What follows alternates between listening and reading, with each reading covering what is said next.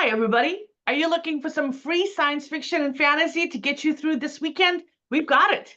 Today's list has space battles and fantasy romance, something for everyone.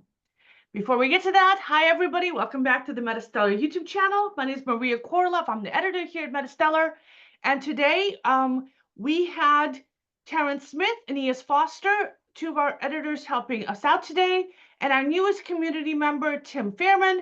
And Emma and Terrence are here with us today. Hi, Emma. Hi, Terrence. Hey. Why the heck am I here again? Yeah, we're so happy. Yay. All right, so everybody, you can help out MetaStellar if you like and subscribe, because we publish tons of original short fiction on our website for free. We've got anthologies out that you can buy, and we're putting out a third one right now. And all of us editors are volunteers, so all the money that comes in through our YouTube channel, through the anthologies, and through the Patreon donations goes to pay authors for original fiction. So it's a good thing. All right, now let's get into the free books because that's what everyone is here for. And we're going to start with book number 5 and count down to book number 1 on today's free science fiction bestseller list. And the link to that list is down below as well. So we're going to start out with book number 5. I'm going to make that a little bit bigger so you guys can see that. The Unmarked Witch by Miranda Lynn. This is the first of 3 books in the Unmarked romantic fantasy series. The other books are $4 to $5 each, but are both in Kindle Unlimited. Kindle Unlimited is where you pay $12 a month and you read all the books you want. And this is the author's first time on our Free Friday list. And Terrence read this for us. Terrence, what did you think of the book? I bet he's going to be muted. Oh, he unmuted. Yep. Well, this isn't my usual cup of tea, so to speak, but there were a couple things that I did appreciate about it. The premise of the story is that they're discovering uh,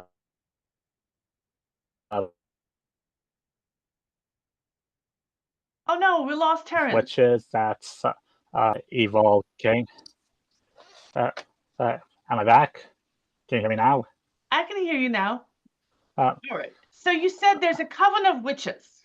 Yeah, they're oppressed by this evil king, and one day the king sent his forces to kill the witch's coven leader, who was basically the surrogate mother of the protagonist, Raven. And once this happens, there has to be basically the series of trials to determine who becomes the next coven leader, and Raven will most likely be participating in that. What sets Raven apart from the other witches is that all the witches in this coven have some kind of tattoos or marks on their bodies signifying their power, and Raven is the only witch without any special markings, so she's essentially an outcast amongst outcasts. Some things I do like about this story. I do like Raven's best friend, Kirsty. She's always throwing lame jokes out and trying to put her in a better mood. And Raven is the one who has to manage her when her temper starts getting the best of her, like when she threatens a troublesome child that enters the potions shop that they run together. I am kind of curious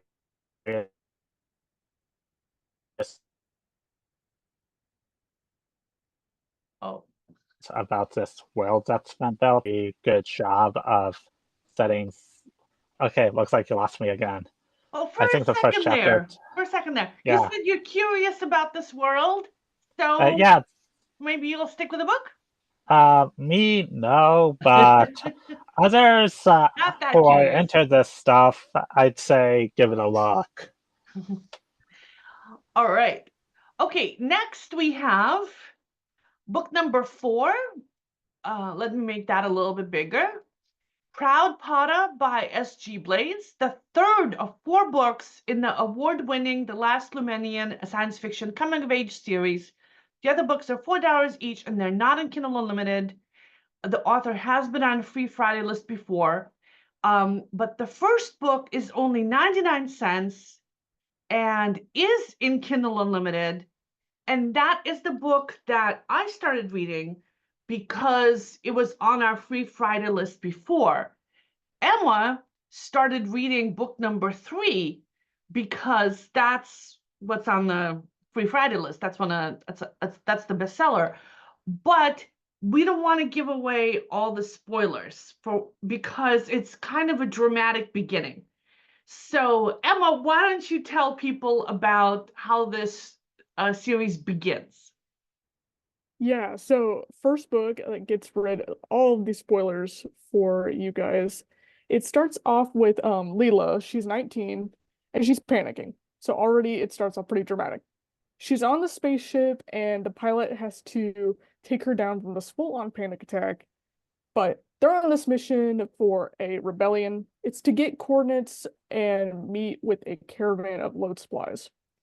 They missed the window to respond to the message with the coordinates, and it's probably because Leela was having a panic attack, but she has failed her first mission in this case, and they run into a bunch of asteroids, they have to evacuate, maybe there's no time, and then they die.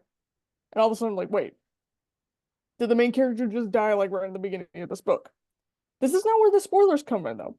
So we jump back into time, 6 months earlier. Leela is visiting her mother's grave. Then she and her best friend are marched under armed guard to a wedding. Leela also almost has a panic attack here as well because of all the people. Her father is getting married again, and it's to a woman barely older than her. So both Leela and her father are also royalty of this world. So there's a lot going on here. But this is where we find out that not only is this the setting where we have regular space travel, but there are also mages. So really huge fan of science fantasy or combined science fiction and fantasy. So this is right up my alley. There are mages here at the wedding, and then they're seemingly forgiven at last for the magical cleansing war. It was 25 years before that killed millions of people. So thankfully that's all been cleared up. But during the wedding, even as her brother tries to stop her, Leela loudly objects to the marriage, and she risks execution for treason for this. Instead, she just humiliated herself in front of the entire royal court, because this is her dad, so. Afterwards, we learn that not only is fighting for democracy punishable by execution, there's also a caste system in place. And refugees from the severed different galaxies are being settled in these nasty refugee camps. So one of Leela's friends is arrested and sent to one of these camps for having a counterfeit identity crystal, and Leela goes to try to save her. And I guess that's how she ends up being a member of the rebellion. So when we reviewed this the first time, we really liked the way that the plot setting is set up so far. It's a little kind of reminiscent of Star Wars with this combination of tech and magic. The writing style does seem to be aimed at a younger audience. It's told in the first person, present tense, focuses on Layla's feelings and experiences, but it's a very striking type of feeling experience that you get when you read it. And it's kind of a little dramatic, but if anyone younger, or at least younger at heart, might find the book fun to read and engrossing, they should definitely check it out. Yeah, so that was me. That was my like review from reading it the first time, Yeah. and it kind of gave me Hunger Game vibes in terms Also, of like like, Star Wars and Hunger Games. yeah, so like young female protagonist, kind of dramatic, except for the fact that Leela kind of messes up a lot, and in the Hunger Games, the protagonist is like super competent. But I mean, a lot of people like stories about somebody who starts out not knowing what she's doing and then kind of gets better as the books go along. So, but yeah, so are you gonna stick with us? I might. I mean, especially within like the third book, there was a lot of info dumping, so it's like continuing on from the beginning. So like But there was a lot of information, and it yeah, kind of bogged down in some places, but I still really like the concepts, so I think I'll stick with it a little yeah, bit. but you go back to the first one and start from Yeah, yeah, there. Of course, now you've spoiled it for yourself because you've already peeked in ahead at the third book. yeah. Just so long as I don't spoil it for anyone else. Yeah. So we have a link to our full review down in the description box below. So if you plan to read this book, skip the part where it says spoiler ahead. Don't read this. Danger, Danger. danger. Yeah. Yes, a All big right. red warning label on the article. All right. Next, we have another book about a young girl, a young woman. Bloodstone by M.J. Mallon is the first of 2 books in the Curse of Time, an urban fantasy series. The other book is $4 and is not in Kindle Unlimited, and it's the author's first time on our Free Friday list. And Emma read this one as well. Emma, what did you think of this one? I love the cover, by the way. Yeah, no, I really love the cover. It kind of gave like cozy fantasy vibe, which I haven't read too much of, and I was like, ooh, this sounds interesting. So starts off with Emelina. She's this young girl living with her parents. She also lives with this other girl who isn't her sister, but is kind of like a sister. And then also this very strange black cat who no one's really sure where he came from. He just started living in the house. So And that's what cats do. They that just is what they show do, up yeah. and you're stuck with them. Yeah, So the fantasy cat distribution system. yeah, this cat, it's just showed up and it's kind of like that sort of weirdly impersonal, like this might actually just be a person in a cat's body type of thing. Ooh. So it previously, her family made international news because her father disappeared randomly. He was a missing person, but when he returned as an old man. So it's like he was rapidly aged a few decades. So one day, Amelina finds this mysterious envelope in the mail. And as she stares at it, her name appears in this magical handwriting. The card then explains that she has been invited to Crystal Cottage. And by explain, I mean that the card actually stands up on its own, announces the invite, and starts chasing Emelina around the room when she tries to run because it's a talking envelope.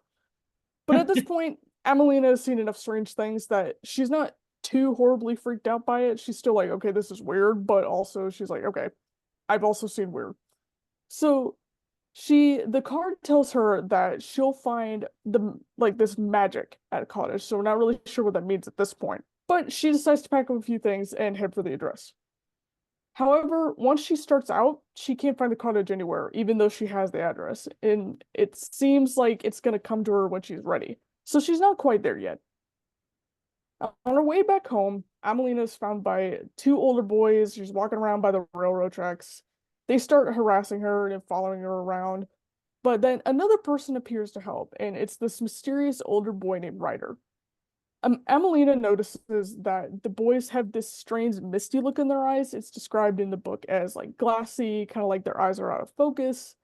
And this fades after Ryder starts talking to them and saying like, hey, maybe you don't want to bother this girl because she's clearly uncomfortable. So the boys then apologize for harassing her and explaining they don't know what happened to them, and they're like, we're really sorry, we don't usually do this kind of thing. So it's all good, but Amelina is instantly curious to know like how this happened, what exactly happened to them, and then just who Ryder is and what's going on. So I really like the premise of the story. Like I was saying, it starts out with like a cozy fantasy type thing, little bits of magical realism, different things. So there's a lot of info dumping in the first couple chapters. So I don't know if I'm gonna continue with it, but I feel like the cozy fantasy aspect might sort of trump that. I'll just end up keep reading the whole thing because there's only 2 books in the series. So it's like it's something you can just read over the weekend. I also like cozy fantasy. This just because of the Yeah. cover, I'm interested in checking out this book and see how it goes. But I'm really interested in checking out the next book because it's my favorite genre, military sci-fi.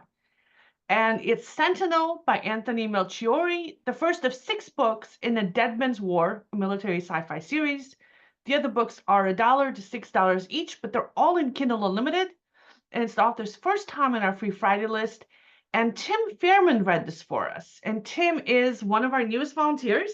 So Tim, if you're watching this, hi Tim. Maybe you'll join us next time. Get out while you still can. Get out while, yeah. Anyway, Terrence is going to be reading Tim's review for us. And this is the book that I am going to, I mean, it's already on my Kindle. This is the book I'm going to be checking out this weekend. So, Terrence, what did Tim think of this book? Well, it looks like Tim seemed to enjoy it. It doesn't necessarily reinvent the wheel, as he puts it, but then again, it doesn't necessarily need to, as long as it is done well. The story follows this teenager named Cole who's stuck on this planet that's pretty much a hot, arid wasteland.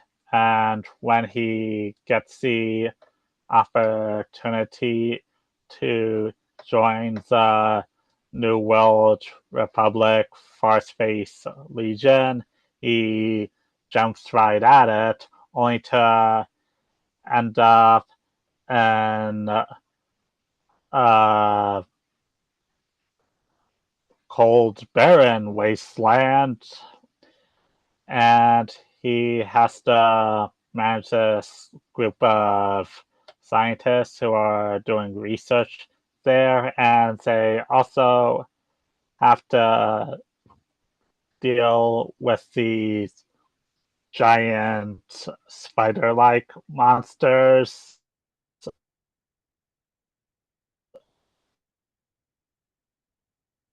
Oh.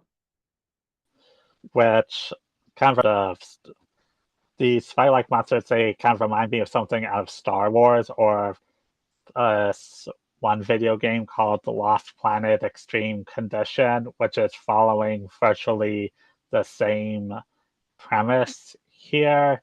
No, or Starship Troopers that literally had insects they were battling. Yeah. Yeah, that's true. Yeah, I mean, this book like screams Starship Troopers at me, which I love. I love Starship Troopers.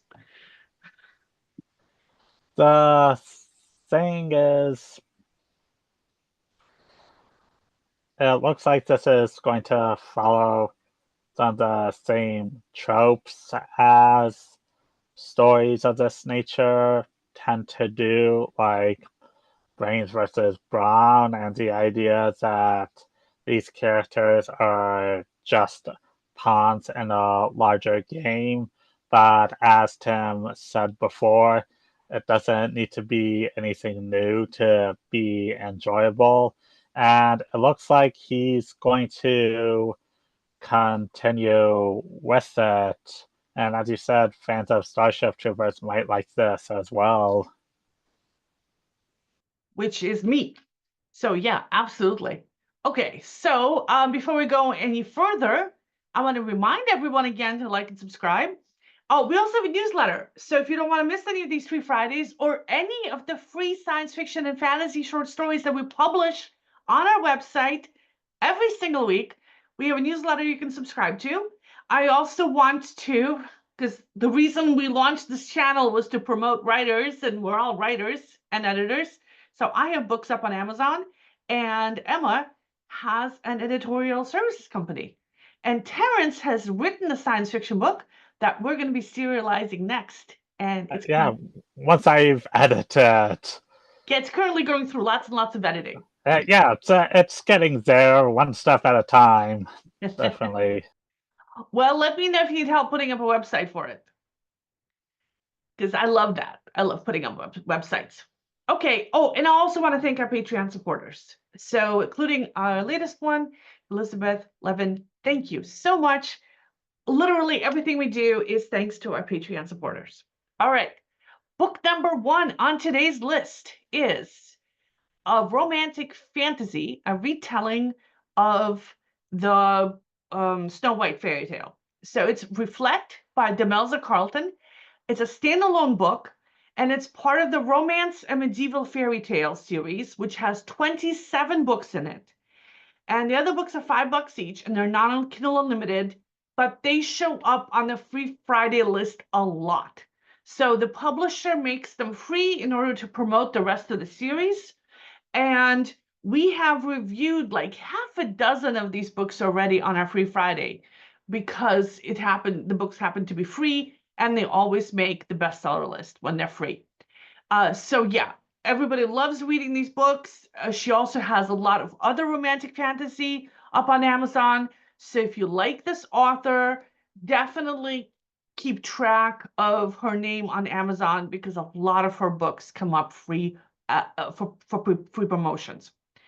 Okay, so this is not my genre, so disclaimer there. I don't like romantic fantasy or fairy tale retellings, but having read a lot of her books, I have to say that her writing style is distinct. It's a very it's a slightly different writing style than what I'm normally used to, but it is very, very readable and sucks you in.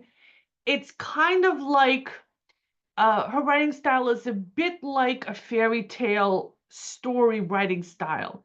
So it's a bit more condensed and the action moves along faster, but the themes are they're meant adult readers. They're not like kids' books. So it's a kind of interesting balance that she strikes there. And like I said, a lot of people like it. So here in this particular book, Guinevere, yeah, that's how you pronounce it, right? She's the daughter of a king, and her father is just like going nuts. He wants to marry her off and her brother to royalty and kings and queens and neighboring kingdoms. But he's having negotiation issues. And in her case in particular, if the dowry negotiations with the kingdom next door falls through, he's saying he's going to cut off her head, cut off her hands, and ship them to that other king. So she's freaking out a little bit. Her brother's freaking out. And the brother says, we have to get out of here before all of this comes down and, she loses her head. So she dresses like a boy so that she can escape from the castle. Nobody will see her. And she and her brother leave this castle, travel out of the kingdom, and travel to this other kingdom where this other king rules, her intended husband. Because she's not opposed to the marriage. She's just opposed to having her head chopped off. So she gets there, and the other king is like, oh, well, I don't want to get married. I guess that's why the negotiations haven't been going well. And he's kind of elderly, and she's really young, and he's like, I'm not interested. And she says, well, this is all the stuff that's happening back home. I don't want to go back there. And the new king says, okay, fine.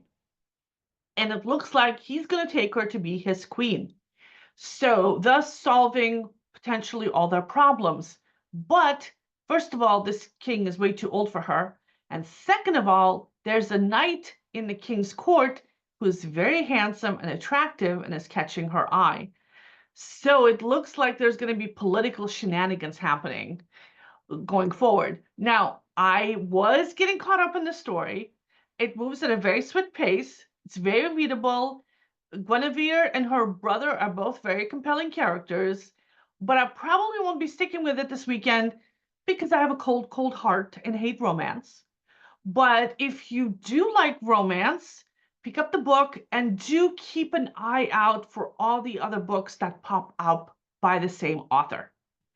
All right, so that's it for this week's Free Friday. We will be back here next week. We're here every single week. So subscribe so you don't miss any of these episodes. And also, we are currently serializing a book, Gods and Monsters, by award-winning author and artist E.E. King. And we've got a couple of interviews with E.E. King right here for you to click on. See you all next Friday. Bye-bye, everybody.